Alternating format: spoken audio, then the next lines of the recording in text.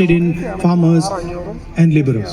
ഇത് കേരളത്തിൽ സംഭവിക്കില്ലായിരുന്നു. ഇടതുപക്ഷ മുന്നണി ഈ നാട്ടിലെ കർഷകരിലും തൊഴിലാളികളിലും അവർക്ക് താല്പര്യമുണ്ടായിരുന്നെങ്കിൽ ഇതൊന്നും ഒരിക്കലും ഇവിടെ സംഭവിക്കില്ലായിരുന്നു. It is only happening because the Kerala government is a replica of the national government. കാരണം ഇതെല്ലാം ഇവിടെ സംഭവിക്കുന്നത് കേരള ഗവൺമെന്റ് എന്ന് പറയുന്നത് ദേശീയ തലത്തിലെ ഗവൺമെന്റിന്റെ മറ്റൊരു ആവർത്തനം, മറ്റൊരു മാതൃക തന്നെ ആയതുകൊണ്ടാണ് ഇതെല്ലാം ഇവിടെ സംഭവിക്കുന്നത്. And also,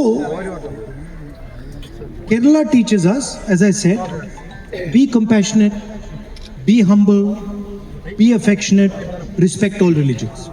അത് ഞാൻ നേരത്തെ നിങ്ങളോട് പറഞ്ഞത് കേരളം എന്താ നമ്മളെ പഠിക്കുന്നത്? നമുക്ക് സഹാനുഭൂതി വേണം, നമുക്ക് വിനയം വേണം, മറ്റുള്ളവരെ ബഹുമാനിക്കണം, എല്ലാ മതങ്ങളെയും ബഹുമാനിക്കണം. ഇതാണ് കേരളം നമ്മളെ പഠിപ്പിക്കുന്നത്. Kerala says, don't be arrogant, be humble.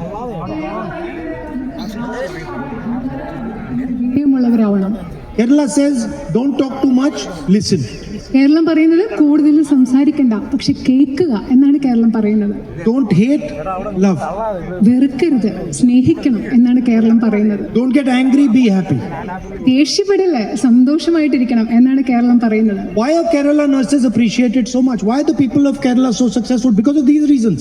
എന്തുകൊണ്ടാണ് കേരളത്തിലെ നഴ്സുമാരെ ലോകം മുഴുവൻ അംഗീകരിക്കുന്നതും അവരെ ബഹുമാനിക്കുന്നതും? എന്തുകൊണ്ടാണ് കേരളത്തിലെ ആളുകൾ ലോകം മുഴുവൻ വിജയിക്കുന്നത്? ഈ കാരണങ്ങൾ കൊണ്ടാണ്. You go to the Middle East and you see the magic that the people of Kerala have created. നിങ്ങൾ മധ്യേഷ്യയിലെ ഗൾഫ് രാജ്യങ്ങളിലെ കേരളത്തിലെ ജനങ്ങൾ അവിടെ സൃഷ്ടിച്ച മാന്ത്രിക വിദ്യ, മായാജാലം എന്താണെന്ന് നിങ്ങൾക്ക് അവിടെ കാണാൻ സാധിക്കും. People of Dubai have not built Dubai. People of Kerala have built Dubai. It's simple.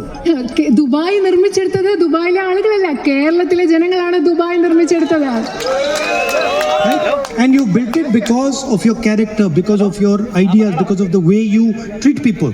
നിങ്ങൾ എന്തുകൊണ്ടാണ് ദുബായ് നിർമ്മിച്ചെടുക്കാൻ നിങ്ങൾക്ക് പറ്റിയത്? നിങ്ങളുടെ സ്വഭാവം കൊണ്ട്, നിങ്ങളുടെ ചിന്തകൾ കൊണ്ട്, നിങ്ങളുടെ ആശയങ്ങൾ കൊണ്ട്, നിങ്ങൾ ഏത് രീതിയിലാണോ മറ്റുള്ളവരോട് പെരുമാറുന്നത്, അതുകൊണ്ടാണ് നിങ്ങൾക്കത് സാധിച്ചത്. I am saying that after being an MP for 5 years ഞാൻ ഇതെല്ലാം in Kerala.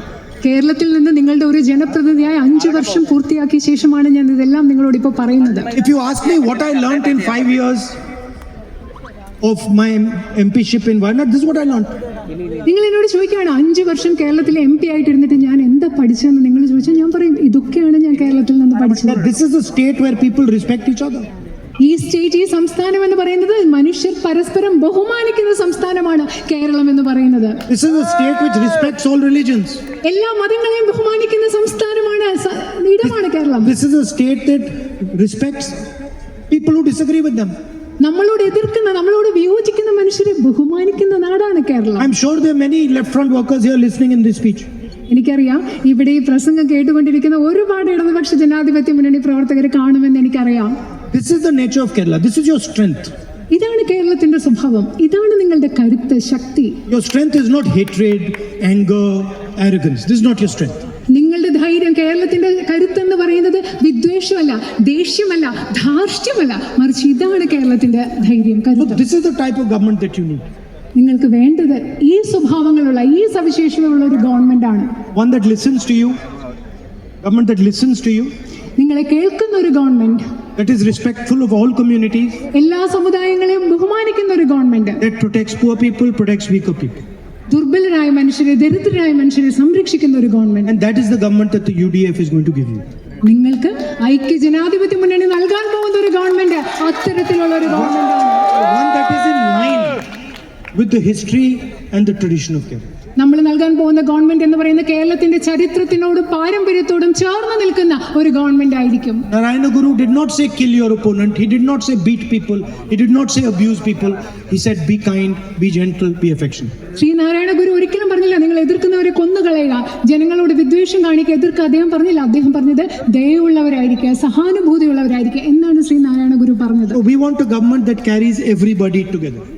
ഞങ്ങൾക്ക് വേണ്ട ഒരു ഗവൺമെന്റ് എന്ന് പറയുന്നത് എല്ലാവരെയും ഒരുമിച്ച് കൊണ്ടുപോകുന്ന ഒരു ഗവൺമെന്റ് ആണ് ഞങ്ങൾക്ക് വേണ്ടത്. And we've also said that the first action of that government is going to be to guarantee rubber farmers 250 rupees rubber per kilo.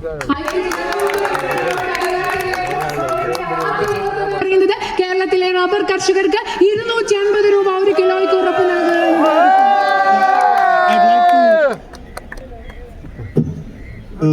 Introduce our candidates here.